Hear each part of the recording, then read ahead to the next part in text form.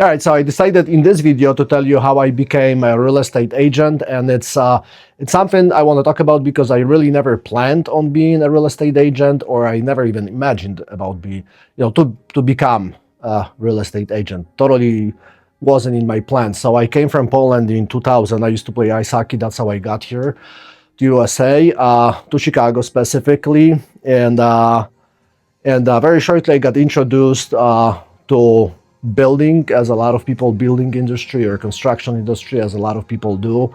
So I met this guy. He used to be, he was Polish as well. By then he was an established builder in Chicago. So he introduced me to those condo conversions where he would buy apartment buildings and make them into condos, sell them into condos. Typically the work would look like, you would got the whole building completely to bare bones and redid it. So I got one apartment from him, and it was a basement unit, which nobody wanted, I guess. So I was the lucky one who got it. And everybody else, I remember back then, not everybody else, but a lot of people were at the point where they were putting drywall or like some final finishes on the units, and I just got myself into digging the basement to make it a little deeper so there is more clearance when you put it up on the market, so it looks normal.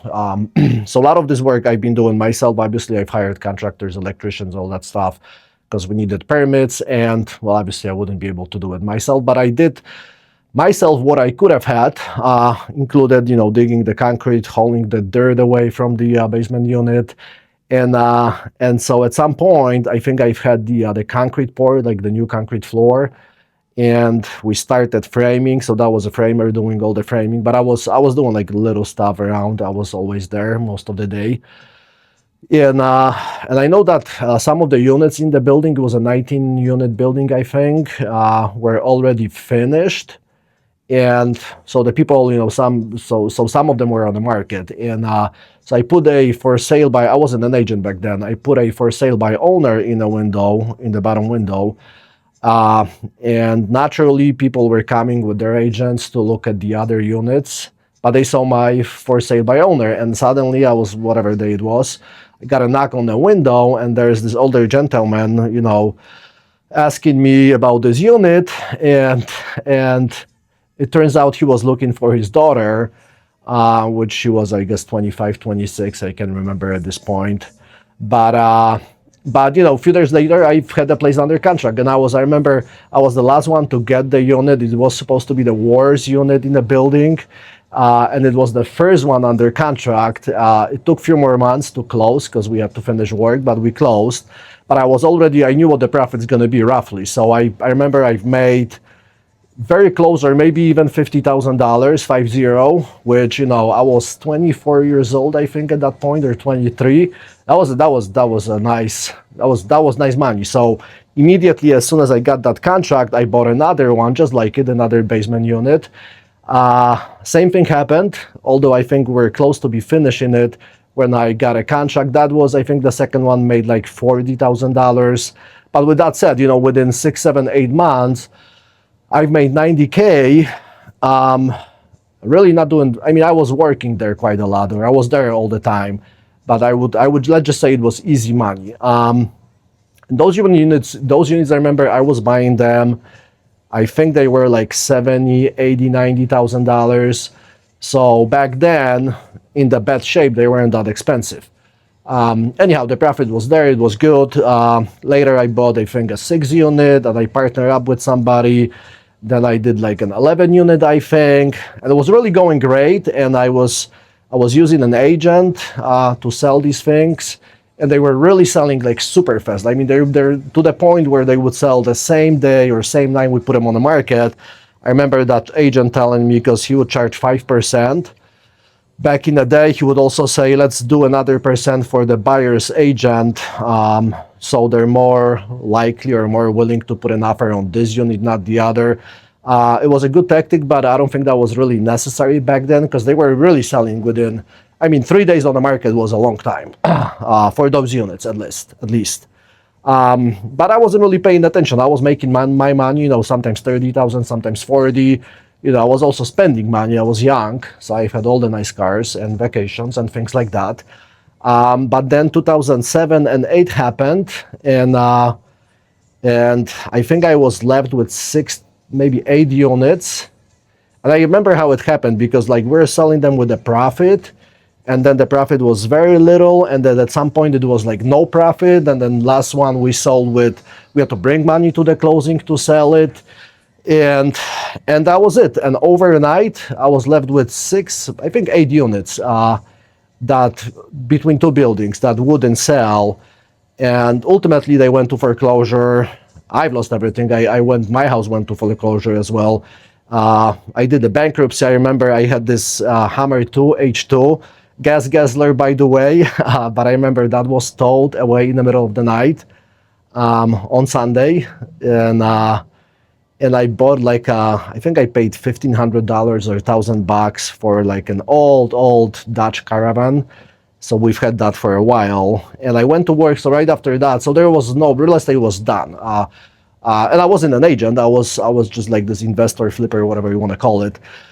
And so I went to work for a real estate. I mean, he was a real estate attorney, but he started doing a lot of these foreclosure defense cases. And since I'm Polish, I did some radio marketing or shows on a Polish radio in Chicago, and it started really kicking off for that attorney. Well, and for me myself, as I was his like marketing part of business.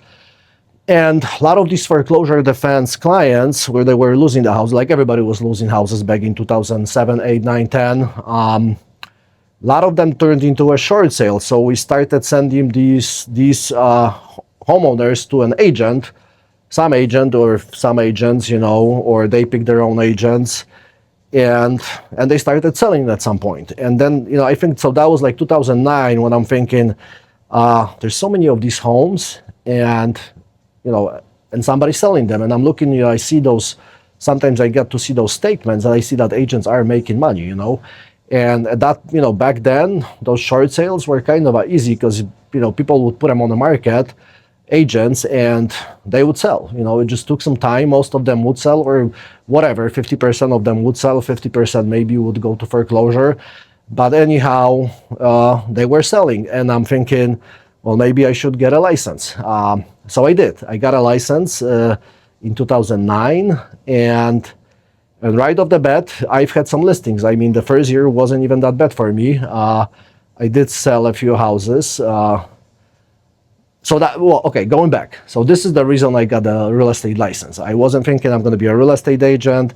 I wasn't thinking about running a company. Now I run a brokerage. I've been running a brokerage for a long time. But I was just thinking, okay, well, there is money on the table, and why not me? So that's the only reason. And I wasn't thinking of in terms of being a real estate agent. I was just thinking there's houses for sale. I might as well be the one who's going to sell them instead of the other agents. So that's what I did. I had an easier start, I guess, because I was in that short sale industry in a way. So I knew where to knock, on what door, and how the process works. So it kicked out for me like right away, kicked in. I remember I was looking when I got my license, when I passed the test. I'm driving down the road on Harlem, like in Chicago or Norwich, and I'm thinking, well, I need a broker. So I pulled up to Century 21, because I was ready. I didn't do anything, I didn't know anything as far as like brokerages and all that stuff. I just knew I had to get a sponsoring broker. So I stopped by at Century 21, but the broker wasn't there. So I got back in the car, and I kept driving. I see another one. I went to Remax back then, I remember, but the broker also wasn't there. And then next door there was this, what was it called? American Realtors. And the broker was there, so I sit down with him. I took 10 minutes. He signed me up. The split was actually decent. He was a great broker. I'll tell you that back then, he was Polish. Actually, he turned out to be Polish as well. He had like 100 and some agents at that point. But he taught me, I mean, he's a great mentor. I gotta give him a call, because Possibly thanks to him, I'm doing what I'm doing right now. Very practical guy. I mean, he taught me a lot of very important things. As far as how things work. So I've been there for a year, closed a good number of homes. I don't know, good number probably was about 15, maybe 20. I can't remember exactly. But then it clicked in my head. I want to open my own business. So that was at the time where in Illinois, and I think it's the same thing right now, you had to have your brokers, agents. Back then it was a salesperson, but like an agent's license for 2 years, so that you can become a managing broker. So back then it was an agent and a broker. Now they call it a broker and a managing broker. But you had to have your license for 2 years. So I was there with back then at American Realty for a year, maybe a little over a year. And then I had this idea, I'm going to start my own brokerage. So I decided to move to Keller Williams just to like purely, and I really took a hit on a split, and there were fees to be paid at Keller Williams. That was a great company in Park Ridge. Joe was my managing broker, and a very good company, by the way, in Park Ridge. But I went there specifically to learn. I wanted to see, because the first brokerage was more of a, it wasn't a franchise, let's put it this way. So the systems it was just ran differently. Versus Keller Williams was a big company, and I wanted to see how the process works, like marketing and the back office. So I already knew how things are run here, which actually was a very good system if I think about it now. But I went to Keller Williams to see how the big company works, and I've been there for about a year, up until I was able to get my managing broker, back then broker's license. Now it's called managing broker license. So I've been there for about a year. I got my license, and as soon as I got it, I've opened it. Let's just call it an office. It wasn't really an office. I did rent a space in Des Plaines. So I started like this, and a little bit after that, so I was running out of Des Plaines for like a year or so, I'm not sure. And then I found this spot in Elmhurst, which I'm actually still here for 13, 14 years. And I'll give you a little story, because going back to like 2 years prior, I remember. All right, I'm back. Sorry for interruption. The memory in my phone just ran out, so I had to go back and delete some videos. I am doing this off of the phone. But going back to the story I wanted to tell you, so in my first year of real estate, that was 2010 or 2009-10. All the sales were basically either short sales or bank-owned properties, like foreclosures. So a lot of agents were selling those foreclosures, and I was asking everybody, how do you get into this? I was asking my broker, how do you get into this? And I tried like logging in and like signing up with those banks. Obviously didn't work. And everybody basically just told me, like, either you know somebody, you're just not gonna get in, or if you get in, like, you'll get one deal maybe if you're lucky. And for that part, they were right. I tried, and a lot of people have tried, as far as I know. And there was really just like in Chicago, there were like 5 names that they literally were selling everything. Apparently that's how it works. You gotta know somebody, because it's just impossible for me that one agent would have been selling 400, 500, 600 properties, and then another, and the rest of them would just be applying. But I digress. I went back to my broker and I asked him if there is, because that was like early in my career, real estate career now at this point. I've asked him if he has any like training materials and stuff like this. He gave me this, I think it was a CD back then, not even a DVD, with Zig Ziglar, talking about real estate, and I didn't really like listen to this much, but I think within the first episode, whatever it was talking about, excuse me, he was talking about pick up your phone, call everybody, and tell them that you're in real estate and you're doing pretty good, and you're thinking about starting your. He was actually saying a team. I was already thinking brokerage, so that's what I did. I didn't call that many people. I called maybe like 15 people, to be honest. But I called this one guy, and I've known him from Jeff. I've known him from when I used to work with that attorney for foreclosures. This guy would actually, ironically, he was in business of starting banks, where all the banks were folding up. But he used to work for a company, or he kind of co-owned it, I think. He would be one of these people that would set up like those small local banks, community banks. And he was one of the people I've called, and I said, "Hey Jeff, it's me. I don't know if you remember me, because that was, I used to have like lunch with him a few times. I've maybe altogether I've spoken to him 6-7 times over those 2 years I've been there." And I said, "Listen, Jeff, I'm in real estate now. I got my license and I'm doing pretty good, which was pretty much truth. And I'm thinking about starting my brokerage," which that was truth as well. And you know what? And in a second, he said, "Jack, you know what? I know all these presidents because we started some banks in the past, and I'm going to connect you with a few of them. So, and then you take it from there." So literally, I mean, and the guy really didn't know me, very nice gentleman. I talk to him here and there. He moved out to, I think is in, where is he? Arizona. So anyhow, within an hour, he sent 7 emails to different like bank presidents, those local community banks. And he just introduced me. It was a 3-way email, and he said, "I know Jack, he's a good guy," something like this. And I think there might be synergies. And so then I responded to all these emails, like introducing myself, and nothing really happened. Next few days, I did get one email back from a local bank. Wasn't that local to me? It was like an hour away from here. And I went for this like interview, and this gentleman asks me, the bank president, and back then he was still an owner of that smaller bank. He asked me if I, about my experience. So I've had a little experience, very little. He asked me about REO, foreclosure experience.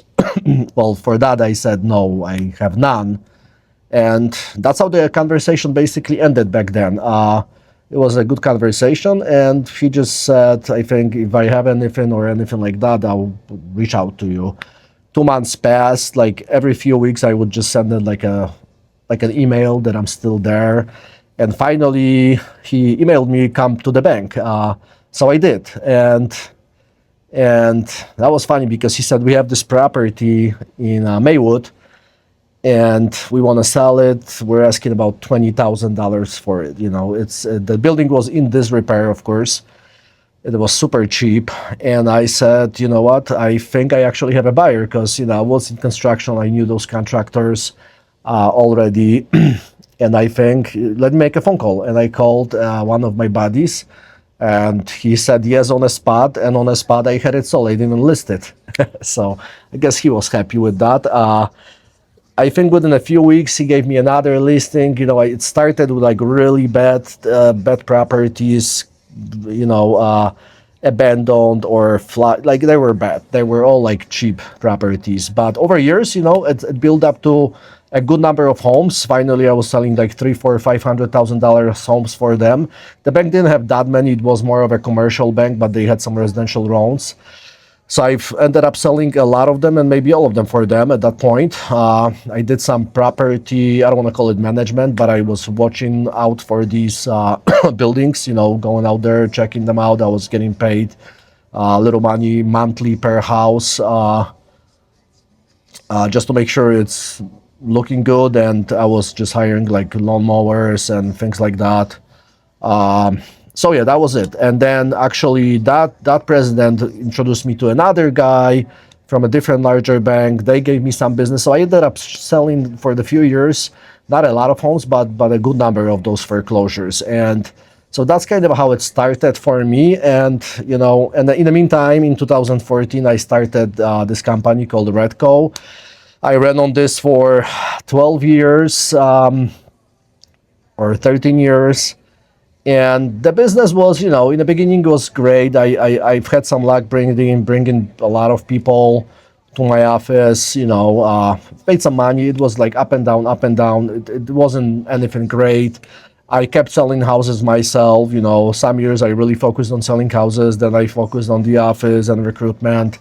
Um, Now I know it doesn't, if it's one or the other, or maybe you can mix it somehow, but you got to be really mindful of how you do this. Running the office and selling your homes. And yeah, so then we had Corona, and with Corona, with COVID, a lot of agents dropped out of the game. A lot of my agents, all over the industry, I guess, not I guess for sure, dropped out. And after COVID, it just wasn't the same. People stopped coming to the office. Previously we've had like a full office all the time, or fairly full, I would say. And after COVID, it's people stopped showing up. The market wasn't that. There was 1 year after COVID that it was great when the rates were awesome. So we just like we're rocking and rolling. But that was just 1 year, and then it just kind of died. It wasn't that great anymore since then, since 2023. And then more agents were not even leaving my office, but just hanging their license. So at some point, Remax, a woman from Remax, Abby, called me one night, introducing Remax to me, and I was actually at the point I was thinking about, hey, something's gonna happen. Either gotta shut it down and just go on, go to a different broker, or just do it on my own as I could, or why not give it a shot? This Remax, and so I said yes. It didn't take very long to do all the paperwork. I bought a franchise from Remax. That was a little bit over a year ago. And I'll tell you, this was the best decision I've made, and I was previously looking at some other brokerages, because like Century 21 came, Wycard, other companies, and I was really against like dropping my own private brokerage that I've built. That's my ego, I guess. I wanted to like have it all mine, and I would not want to work like for somebody, which I'm really not, because Remax is a franchise, and so are all the other ones, I guess, or some of them. So I made a decision. I went to Denver for introduction, like a few days, so they tell you how Remax works and some ins and out, back office stuff like this. Met a lot of great people. I'll tell you, like Remax people in Denver, where the headquarters is, are honestly awesome. Thumbs up to everybody that works for Remax out in corporate. There's a lot of names. There's a lot of people working there, but I'll tell you one thing. I am really surprised with one thing, because they do deliver what they promise. I mean, you can call them, they're going to answer the phone. They are really helpful. And this is not advertisement for Remax, but many times you sign up for something and they promise you all kinds of things, and then that never happens. And I've been with Remax now for close to a year and a half, and this is, I mean, the relationship is awesome. They're very helpful. I mean, it's very like, here's what I want to say. I guess like everybody that works for Remax out at the headquarters just loves doing what they're doing, because you can feel it, and it helps. With my business, it did help a lot. It did help my agents, and I guess that's it. That's my story with real estate. So now I operate a Remax franchise, which is called Remax Future in Elmhurst, Illinois. And if you're an agent and you're watching this, come and join me. If you're at different company, not at Remax, we do not take Remax people. I mean, people from other Remaxes to our Remaxes. But if you're working for a different company, give me a buzz. I'll tell you how Remax works. I'll tell you, in comparison, I've been independent for 12 years, over 12 years, and it's a day and night difference, I would say, and all over the board. Now, it's name recognition helps for sure. The systems help for sure, and I think the people you associate with, they kind of bring you up, because they're better than you. They're better than me, so automatically, like I become better, I guess. And then if I become better, maybe somebody else becomes better, and so that helps, and it's ready. You don't have to figure things out or reinvent the wheel.